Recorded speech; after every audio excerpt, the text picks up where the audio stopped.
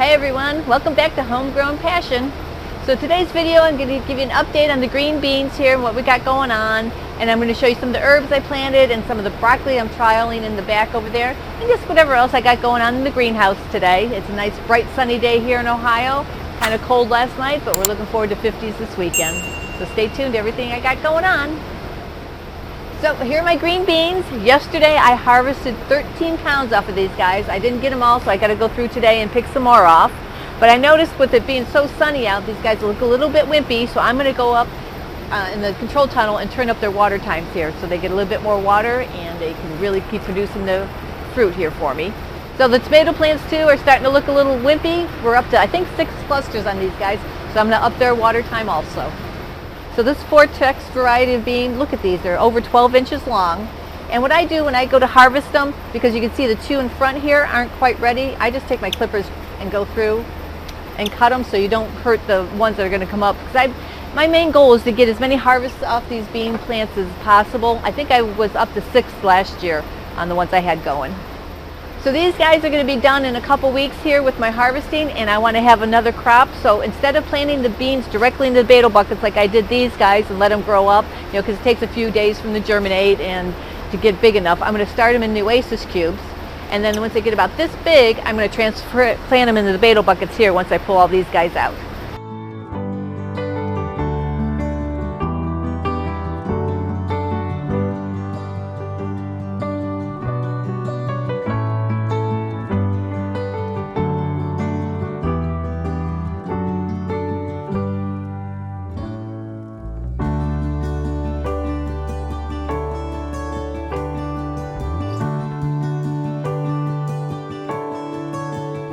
So it looks like I'm standing in the jungle, doesn't it? These are the San Marzano paste tomatoes. First time I ever did them in the beetle buckets. I always did them out in the high tunnel and growing medium out there. So they're starting to ripen up here, but they are totally getting out of control. Doug tried to keep all the main stem going, but the suckers just kept going and going and going, and it's not producing as much fruit as I thought it would. So I'm never going to do this again inside here, but wait for these to get ripened up and pick them and then pull these guys out and plant some more of the Robolskis in here. So here I am in the cucumber jungle. These guys are going to keep producing, I think, for another 2 or 3 weeks.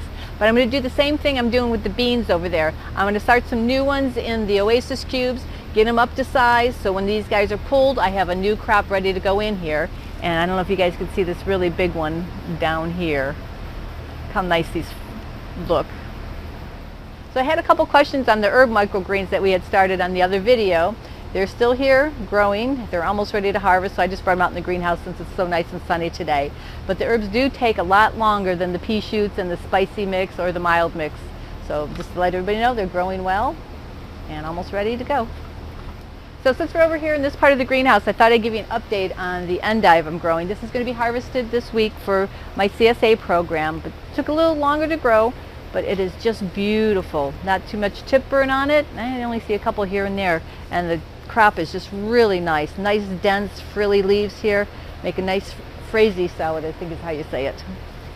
The kohlrabi growing is amazing. I never really grew this much of it before, and I'm getting such good feedback on it that it's not all woody and it's so tender, and most of the people I've given some to and I've tried myself, we've just been cutting it up and eating it raw. And the salads, it's amazing. I know a lot of people like to saute it, and I did see some recipes about grating it and making coleslaw out of it, but it's done wonderful here.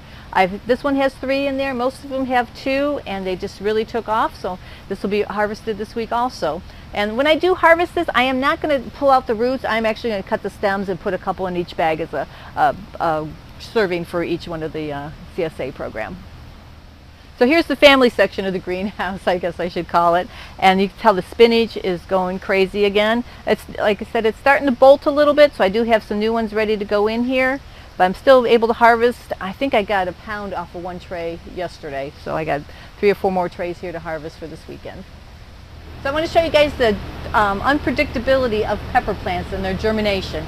As you can tell, quite a few of these guys germinated a week or so ago, and I thought, oh no, I got some that didn't germinate. And all of a sudden they start popping out, so it's well worth letting them do their thing and see how many you get before you start planting more. So here's an update on some of the herbs we planted, and I got some of my extra tomato plants back here. So I got my leeks are ready to go in the trays, in the channels I mean. I got some sage, tarragon, thyme, beets, and parsley. So I seeded some Chinook for my CSA program, and you can see how wonderful that came up. So it's going to be ready probably about 3 or 4 more days to go out in the channels. Well, I did the pea shoots a couple weeks ago, and they're all gone. Everybody loved them, so I had to start some more. Of course, these ones aren't quite ready yet, but it's still so cool to see if I can pick this up, see how the roots are. So I think I'm going to be doing pea shoots once a week because we go through them so fast. I have some more watercress growing. It does really well in the wintertime for my CSA program. So I hope you guys liked today's video. So like always, please leave me questions, comments, and suggestions down below, and we'll see you guys next video. So I got my Johnny Seeds order, got it open up here, and I thought I'd go over with you guys some of the seeds I ordered. Some of them are tried and true staples of my farmer's market, which is Fusion, which is a really nice lettuce. And then they had some new ones on there for hydroponics, so I thought I would go ahead and try them. One of them is a butterhead lettuce called KC, and another one is romaine, gladius, because romaine's a really big seller. And the other things I got in here, I got some flowers, because I do like to grow flowers outside, and some other trials I want to try in the greenhouse, because I've seen other people do them. So like I have some celery here I want to try, chives, because we do a lot of cooking, so I want to get some chives going. And oh, Doug wants to do some pickling cucumbers, so I got those for him. Oh, and here's some zinnias. I like the big zinnias, so I got those. And I got some mini broccolis I want to trial in there. Oh, and Doug's been dying for dill to go along with his pickling cucumbers, so I got him some dill to start there. And let's see. Oh, and for my farm, or not my farmer's market, for my CSA, I got some dandelions. And then for the farmer's market, they have a kale mixture. You know, like I always grow the 5-star lettuce, which is a spring mix. They have a kale mixture like that, so I thought I'd try that for the farmer's market. And then sunflowers. I always love sunflowers. So some of the things I'm going to be trying here for this year.